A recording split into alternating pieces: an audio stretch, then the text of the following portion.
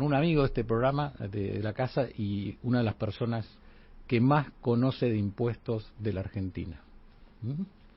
Me parece bárbaro, como ya lo molestamos alguna otra vez, que necesitábamos tener información. Está con nosotros César Litwin, que es profesor titular de impuestos en la Universidad de Buenos Aires, es tributarista. Muy buenas tardes, César.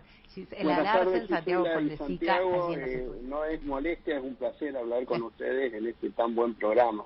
Bueno, muchas gracias, César.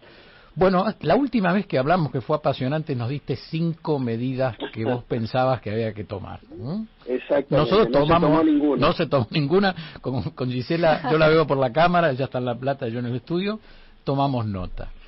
¿Cómo ves ahora la situación casi 30 días después? ¿No? Leí ayer un comentario tuyo que decía aumentar los impuestos en este momento, en este escenario de tanta informalidad y tanta complejidad, es un premio a los que están fuera del sistema. Claro, la realidad es esta. Hay una gran carga tributaria, una carga tributaria donde algunos lo sienten y lo ven, y otros, cuando compran un bien o cuando contratan un servicio, está dentro del precio y no lo pueden apreciar cuánto de lo que se paga por ese bien o por ese servicio va al Estado y cuánto va a la empresa o al productor o al intermediario.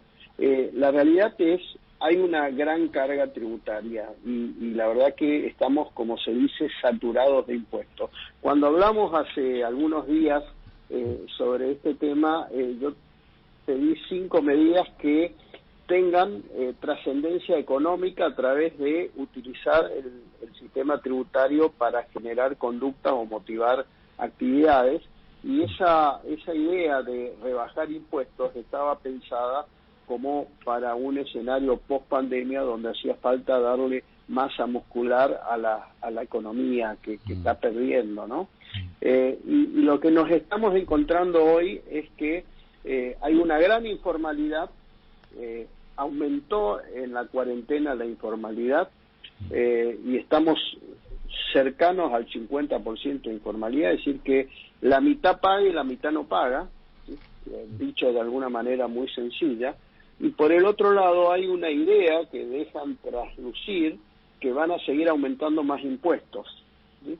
Y entonces la canción que ustedes ponían es ¿dónde va la gente? Digo, ¿dónde va la gente cuando le aumentan los impuestos? No da bueno, más. Algunos se van a llorar a los rincones y otros se van del país. Y este es el tema. Con los 5 puntos que habíamos tomado nota nosotros, que no se había implementado ninguno, y ahora aparentemente el lunes estaría todo dado para que el gobierno nacional anuncie medidas para la pospandemia, en la que entendemos habrá algunas medidas económicas obviamente contempladas. ¿Para vos tampoco está contemplado tener en cuenta esto de una baja a los impuestos para poder ayudar al sector? Te agrego algo, César, a la pregunta de Gisela. ¿Vos ves que se esté moviendo una reforma tributaria? ¿Hay debate sobre esto ya? Sí, se está moviendo una reforma tributaria que se está pensando dentro del propio Ministerio de Economía, pero sin debate, o sea que es una reforma tributaria donde no se conoce el detalle, pero sí la intención de aumentar los impuestos, entre comillas, a los más pudientes. Entonces, la pregunta que yo haría es, ¿los más pudientes ya están pagando muchos impuestos? Y la respuesta es sí, ya están pagando muchos impuestos porque ganancias están pagando la alícuota máxima, que es el 35%, y bienes personales tuvo un exorbitante aumento para el 2019, que acaba de vencer hace unos días, del 0,5 de alícuota al 2,25, o sea, se repotenció la alícuota 9 veces más. Entonces, digo, seguir generando más impuestos, lo que produce es menos inversión, menos empleo, y empezamos con los más desocupación, más pobreza, más planes sociales y, por supuesto, entonces más gasto público. Porque no siempre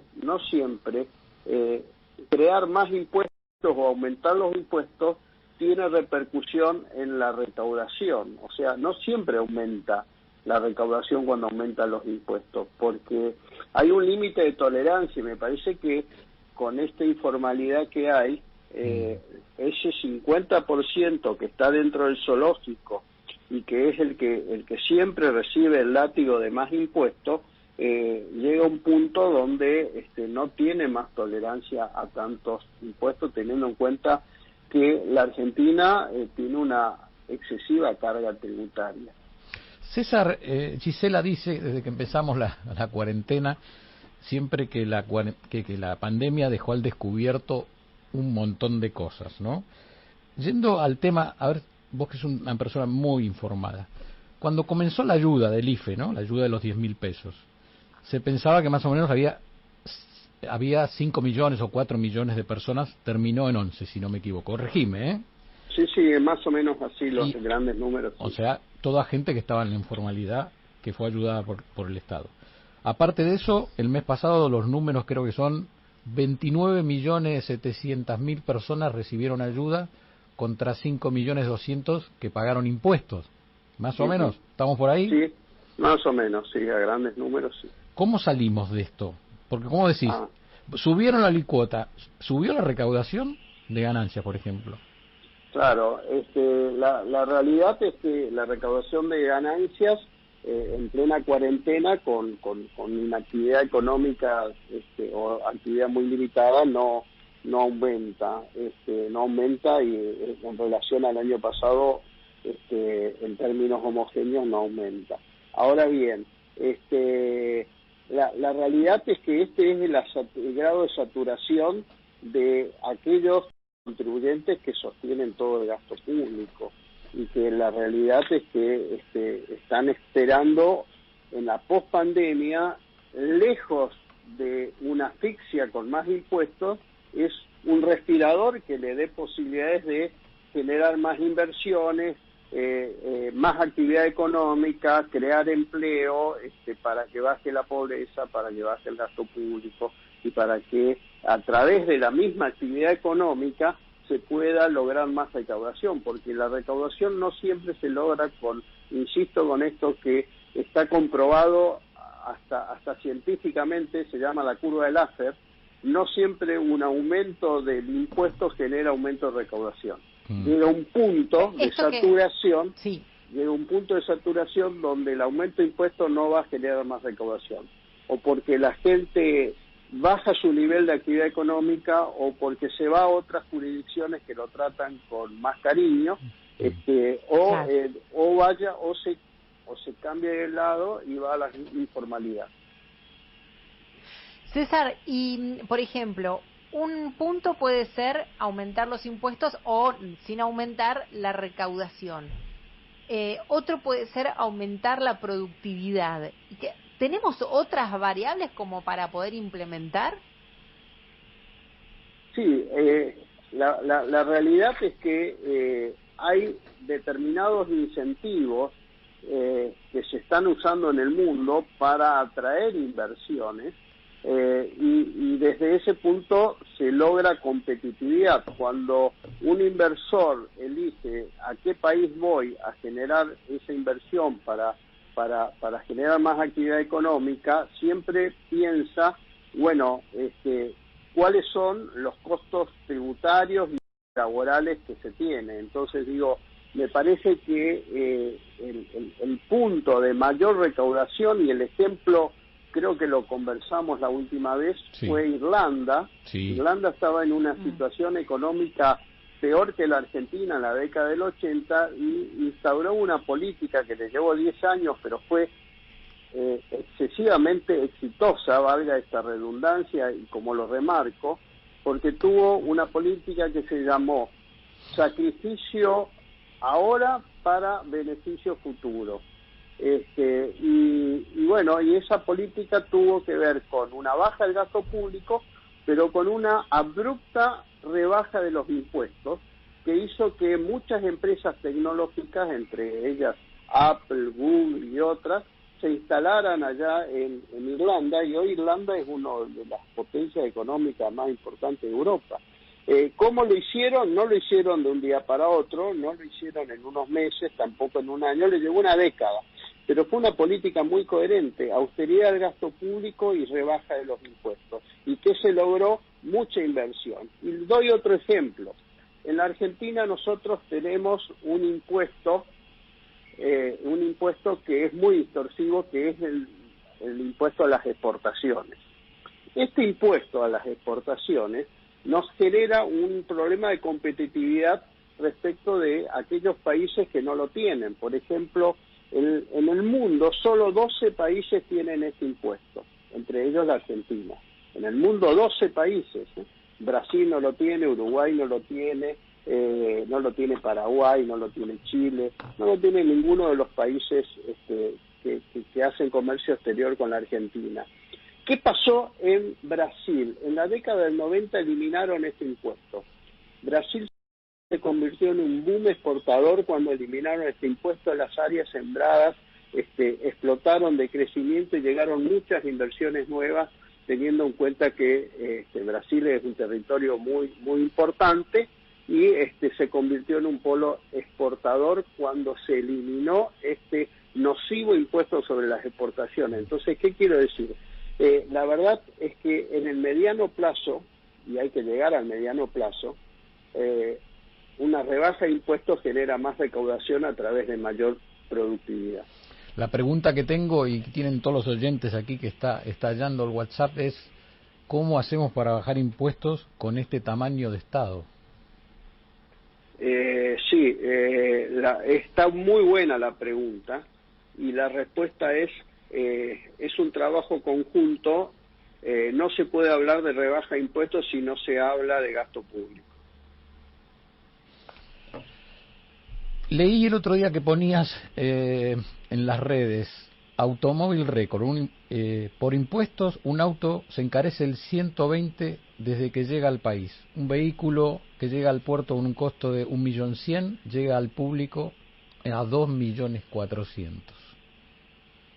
Sí, eso tiene que ver con el contenido impositivo. Fíjense ustedes que lo que se lleva al Estado es mucho más de lo que se lleva al fabricante y el importador y la concesionaria. Una locura. César, ¿te puedo preguntar por otro impuesto distorsivo, ingresos brutos? Es el peor impuesto que hay en el sistema tributario. Es un impuesto de la Edad Media, es un impuesto que se llena todos los casilleros de lo que es un efecto tóxico en la economía, porque tiene un efecto repotenciación, porque se traslada desde la etapa inicial de producción o de importación hasta el consumidor, y se va repotenciando en el precio y se traslada en el precio de este impuesto. Como lo cobran las provincias, entre ellas no tienen un sistema acorde, donde algunos tienen un tratamiento muy diferente por la misma actividad o por el mismo producto o por el mismo sector. Están afectando nuestras exportaciones porque están en el precio de lo que se exporta en los contenidos anteriores, en las etapas anteriores, y fundamentalmente, y esto se ha profundizado en las últimas 2 décadas, el 70% de lo que se recauda de este impuesto es por recaudación anticipada. Eso significa por los regímenes de retención, percepción, SICREP, que cobra anticipadamente las provincias a través de este impuesto, y que en la mayoría de los casos después genera saldo a favor, o sea que el impuesto termina siendo menos de lo que le retuvieron, o le percibieron, sí, y entonces esa devolución genera todo trámites laberínticos, ¿sí? Que duran una eternidad, y donde generalmente cuando uno pide la devolución duerme el sueño de los justos. ¿Y qué es lo que se logra de esta manera? Por un lado, las provincias se financian a tasa cero porque les debe plata a los contribuyentes. Fíjense qué situación, ¿no? Los contribuyentes ingresan de más por estos regímenes de retención y percepción. Y las provincias se sientan a veces arriba de ese dinero y tardan mucho tiempo en devolverle, y devolverle en valores históricos. O sea, se están financiando durante varios años a tasa cero.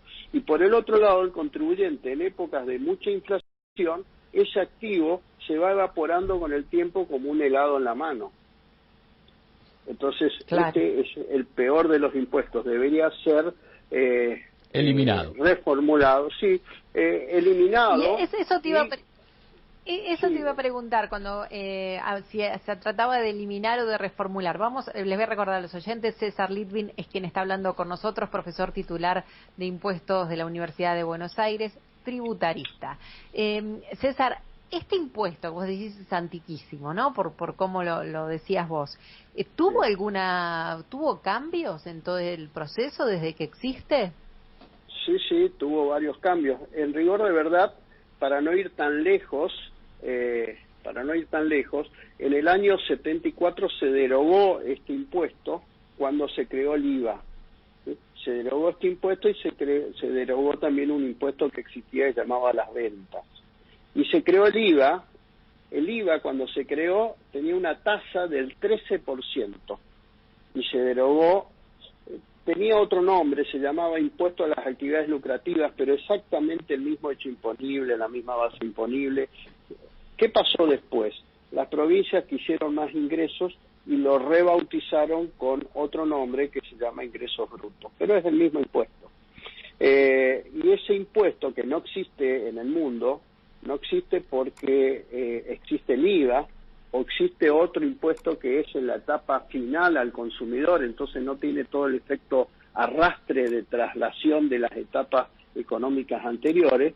Este es un impuesto que se ha distorsionado tanto con este régimen de recaudación anticipada y que además se sabe que es tóxico, se sabe que afecta a la economía, se sabe que tiene efecto inflacionario, y la verdad es que las provincias están muy contentas con este impuesto, y lo que debería es reformularse, cambiarse este impuesto por un impuesto a la venta en la etapa final, en la última etapa al consumidor final, como tiene Estados Unidos, por ejemplo.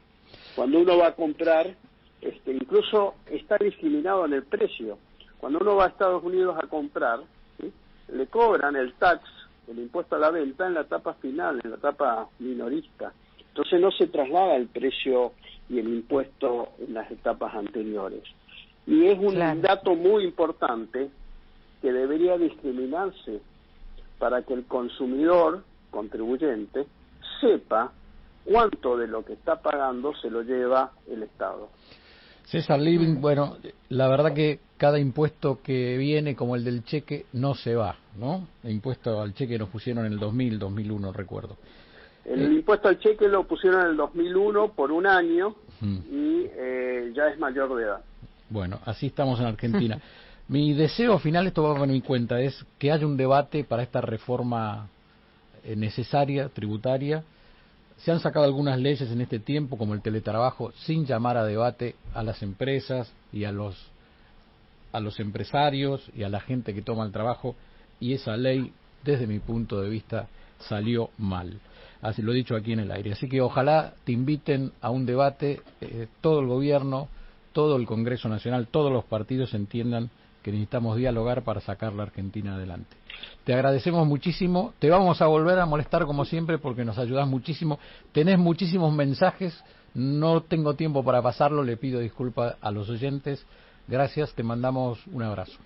Bueno, un gusto hablar con ustedes y que tengan buen día. Gracias, César, muy buenas tardes. César Litvin.